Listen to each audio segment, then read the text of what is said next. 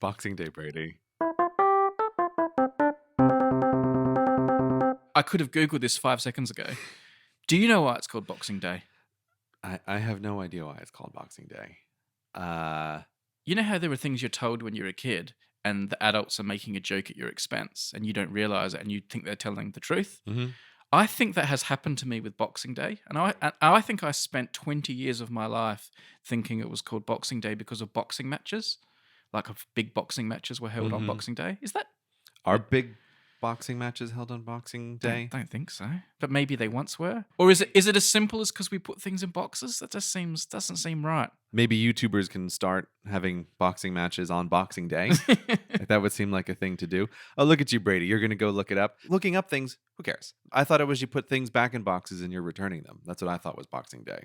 Etymology. There are competing theories for the origins of the term, none of which are definitive. The dictionary gives the earliest attestations from Britain in the 1830s, defining it as the first weekday after Christmas Day, observed as a holiday. Servants of various kinds expect to receive a Christmas box.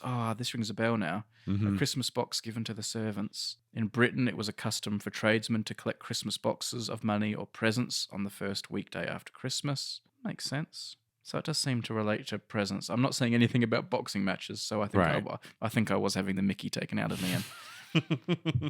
So we've still got this huge mountain of Christmas cards in front of us. It's actually been 3 minutes since we recorded the last episode. You're ruining it. You're ruining the magic. Should I ruin the magic? I'm sorry. I mean, we recorded an episode on Boxing Day morning. Yeah, we're getting together. Gray's getting the train to Bristol 12 days in a row. 12 days in a row, yes. Yeah. Although we will actually be together on Boxing Day. Yes. As we usually are. Yes. Most years, I think we've made that work out. Yeah, it's a bit of a tradition. So that's why we're recording in person right now on Boxing Day for people. This is quite weird. So we'll be able to listen to this together on Boxing Day that we recorded. I don't want to listen to an episode of Hello Internet with you. Once the episodes are recorded and they're edited, they go up, and I never listen to them again. They go on. Right? You move forward in life. You don't look back. All right. So, all right. Let's go through some Christmas cards. All right. Should I go first this time? Yeah. All right. Let me take this one, randomly chosen.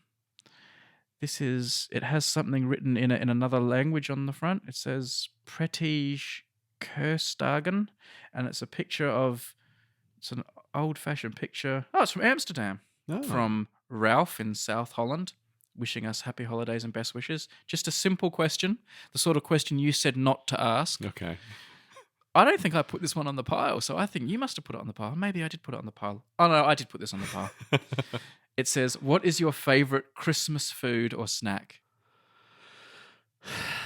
Favorite Christmas food or snack? It's harder with Christmas. Like, other holidays have more clearly defined foods. Christmas is difficult. It's difficult, but more fun in a way because there are so many more options. Like, when I think of Christmas food, I think of when, as a family, we opened presents on like Christmas Eve. My parents would often just put out like little bowls of snacks, like, chips or M&Ms and all this, like, this kind of stuff. Yeah. And I don't know, like, that's what I think of as like very Christmassy kind of thing. It's just like there's a little selection of foods to munch on while you're opening packages. But I can't think of a definitive Christmas food. This is totally like a Thanksgiving question. It's not a Christmas question. What meal do you have on Christmas Day? Like, what's the Christmas meal for your family? Like, would it be like a turkey or a roast chicken? Or oh God, my parents are going to probably be so appalled. I don't have in my head a clear mind. You know what's blocking my thought is my wife has gotten into the habit of making Christmas tacos, right? Which are absolutely delicious. Yeah. Like, she has this particular recipe that is fabulous, and I think we've had Christmas tacos for many years in a row. Nice. But I cannot think of something in particular when I was a kid. So I'm realizing as I'm talking, the thought in my head is like, you idiot, just say Christmas tacos. Yeah. Yes, Christmas tacos are my favorite Christmas food. Yeah. On the second day of Christmas, my wife made for me 2 Christmas tacos. Yes. Yes. I would like you to sing the rest of the song, Brady. What does she put in the tacos? Does she Christmas them up? Have they got like a bit of cranberry in them or a bit of turkey for novelty, or are they sort of real Mexican style? It's a gigantic plate of tacos covered in cheese, but the whole thing is put in the oven. So like the taco bit becomes crispy as well. Like it's just a big crispy pile of deliciousness. But as far as ingredients, I don't know. Like it just comes out and it's delicious and I eat it. No, so there's nothing like bespoke Christmas. There's no novelty to it other than it's just well executed. Yeah, it's well executed and it's on Christmas. Okay. What about you, Brady? Well, it's funny. I have like my Australian Christmas memories of Christmas food. And then obviously I've been taken into the fold of a new family and have a whole new bunch of Christmas foods. But back in Australia, the thing I really loved having on Christmas Day was a big, fresh prawn cocktail, like with big, huge, big, juicy prawns and prawn cocktail like seafood sauce and like dipping the prawns into the lovely sauce, that pink sauce. So I always associate big, juicy prawns with Christmas. This is an Australian thing. I mean, I was gonna say that seems incredibly unchristmassy, but I am the man who has just said tacos as my Christmas food. And also remember, like, it's summer in Australia. Right? No, so I know like, you're having white wine in the sun. Like exactly. Yeah. So I do that. I also do like I associate it with like boxes of chocolates, like roses, a box of roses or Quality Streets and that. But the other thing I do like quite a lot are the little hors d'oeuvre type things you get, which are like mini sausages wrapped in bacon. Oh yeah, that's very those. English. Like, yeah, and I also there's another version you get which is almost like stuffing, like a small cylinder of stuffing wrapped in bacon as well, like a sage stuffing with a little bacon wrap around it. I do quite like that. I like my meaty, and I like a good, not burned but very well done roast potato. I like my roast potatoes well done. I'll always pick the browner ones out of I'll cherry pick the best ones out of the which is a bit naughty of me now I think about it, but yeah, and a big dollop of gravy. Yeah. Do they do Christmas crackers in Australia? Yeah. The poppers? Yeah, I always lose at that.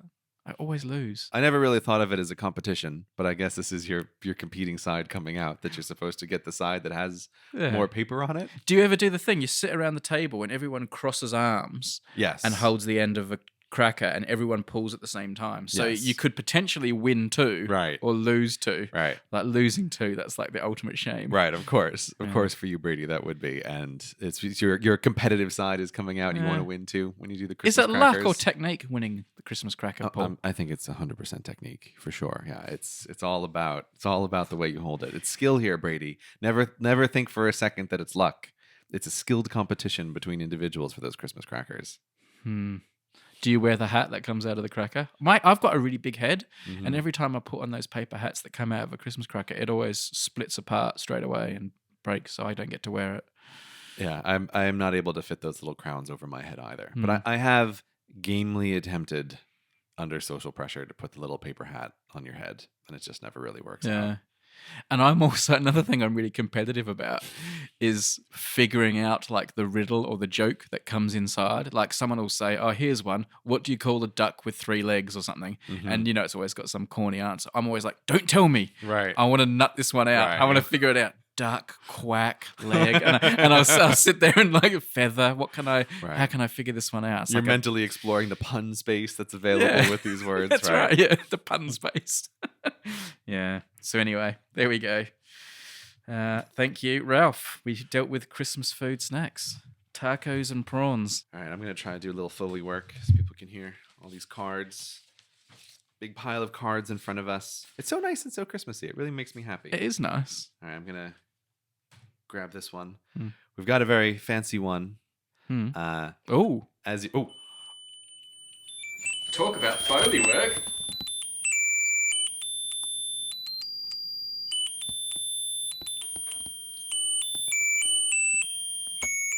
I can't believe you got that one. You're so lucky. I wanted that one. I found that one last night when I was doing a sort, and you got it. How do we make it stop?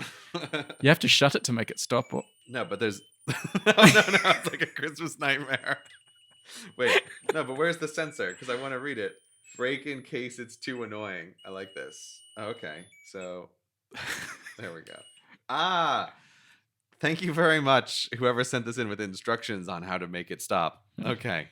Elon has sent this one in. Oh my God. Okay, this is a very long Christmas card. It like opens 3 ways into 3 panels here, and there's lots of writing on all the panels. So you're going to have a hard job finding where the nub of the where's the question there? Okay.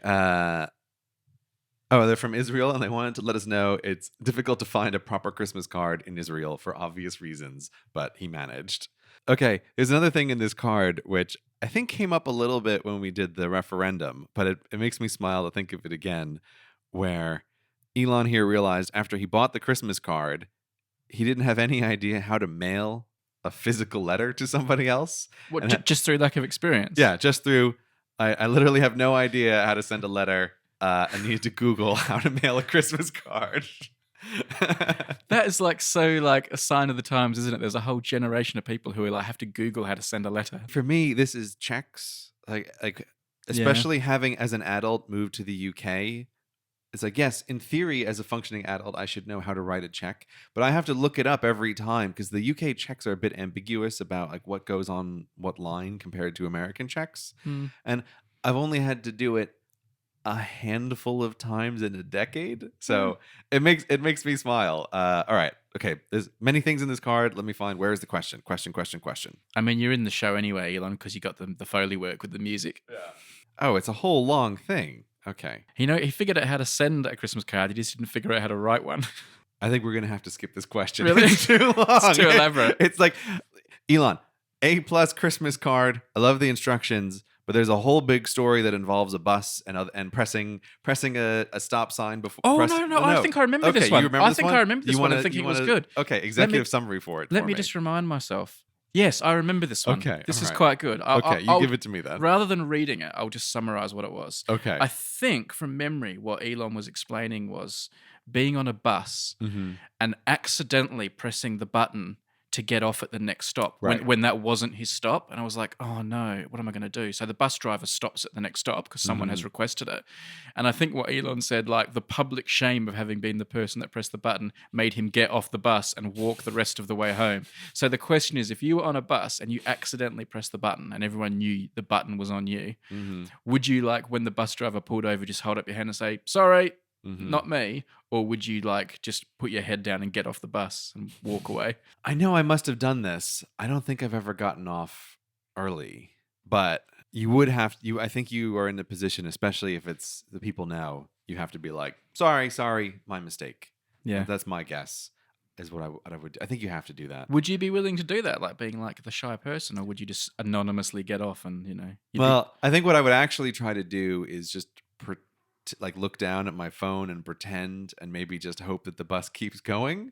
But if you're getting the bus is going to stop and the bus driver's going to look around. No. But what I mean is like bus has stopped, bus pulls over, and I'm going to be like, oh, I'm just on my phone and just sort of hope for a moment that it just moves right along. Right. That would be my hope. But if it didn't, then I'd have to be like, so you'd have to say sorry, and it would be horrifically embarrassing, and you would hope to never see those people on the bus again. Audrey, you're starting to snore. You could get in trouble for that. I guess another version of this problem, and an even harder one to deal with, is in a lift. If it was just you and one other person in a lift, and you were on the 10th floor, and then you undercut them by mistake and press 6, and then you're like, oh no, I'm not on 6. Do you get off on 6, or do you just say to the person in the lift, sorry, I'm actually on 10. We're just going to have to... I think at that moment, what you do is you exaggerate your flusteredness, right? You're like, oh, I'm so sorry. So like the things going on, I wasn't paying attention. I've just flown in. You have to like way overcompensate for it, right? Yeah. As opposed to the truth, is just like I'm an idiot and I pressed the wrong button. One more, Gray. You're going to pull one more from the pile. You can pull this one as well. What do you got? I've got a tiny one, which hopefully has a tiny question. It's a little mini card. Lovely. It's a little mini card with Christmas sloths on the front of it, and a little Christmas sloth on the back. Well, you know the scientific name for the sloth. No. It's Brady. Oh, is it? Yeah. Okay. Yeah. Isn't a Brady puss a sloth? I think a Brady. I think it's a. I think that's a story your parents told you when you were a child. No. You were looking at sloths in Australia, and they say, you know what those things are really called? They're called Brady pusses. Yeah, the three-toed sloth is it's the genus Brady puss. Yeah. Gray's doing old man trying to read small handwriting. No, it's more like the handwriting is really a thing. Oh, okay. If you could look into your future anytime in 1 minute moments, how forward would you look? Into my future, or just like the future of humanity? Your future. You can look at 1 minute. A 1 minute segment. At any moment in your future, where would you look? Presumably, I have some control over this. Like, I'm not going to jump forward and just watch myself asleep or something, like by coincidence. Like, Well, yeah, Yeah. let's say you have some reasonable amount Yeah. of control. This is interesting, isn't it? Because this is, I'm getting to a point in life now where like my death starts factoring into this. Like, do I use this information to find out about, like, like, is this a situation where I'm saying, okay, Gray, I'm going to choose 45 years into the future. What's happening? And you're like, Brady, I got some news for you, mate. Let's maybe lower. Let's maybe go for a lower time period. I don't want to tell you why, but let's just choose it. So let's take that out of it. I don't know. Like, Are you feeling your mortality in this moment, Brady? Oh, I feel my mortality every time I get out of bed in the morning, but Right. It's a good question. But I don't yet know what my answer is to it. Have you got an answer popping into your head, or? Well, my immediate thought is essentially the same question that you have, but I would do it in a different way. Because what I would say is, I want to see 1,000 years into my future. Right. Because I want to know, I want to get that piece of information. Is there a future 1,000 years from now for you? Like, or are you dead? Because I think a 1 minute interval doesn't really give you, it's hard to imagine what useful information you could extract in the future. Unless in some kind of like Back to the Future way, we're able to plan for it. Like, oh, I want to look 10 years in the future, and then I remember 10 years in the future to have like on a piece of paper what stocks to buy, right, for past me. And we can create a paradox. Assuming you can't quite do that, I would just basically want to try to use this to know, did the low probability event of extremely extended human lifespan happen or not? Right. And that is the useful piece of information to have. Like, yes, extremely long human lifespan happened. So you can kind of prepare for that. Or no, it didn't. And you can also prepare for it. So, first of all, it does raise the interesting prospect that you'll spend 1 minute looking at your head frozen in a freezer.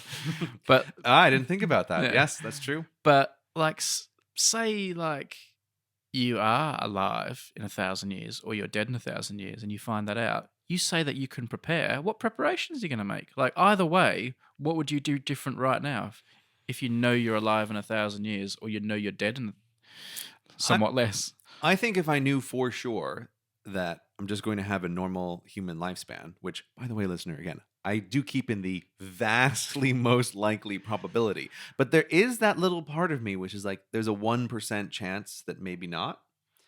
I really think that being like, no, this is not going to happen, would change some things. Like, I feel like I can't quite put my finger on something specific, but I think it would change the way I think about things to know that there is a 0% chance. You can't give me one example of something you do differently. Like, are we talking about things like financial planning, or like, because you can't financial plan for 1,000 years, can you? So, or are you talking about like risk management in your life? Or I don't really know I can't even think of one thing. If you told me, Brady, you're going to be alive in 1,000 years, I promise.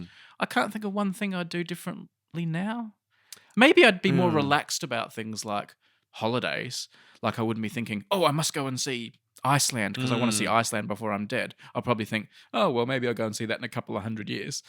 Yeah, I can come up with something which is on my projects list. In a way, I have some projects that would involve a bunch of learning, and I'm aware of, with a regular human life, feeling like you have to make some actual hard decisions about what projects that involve it, like a serious and time investment, can you do or not.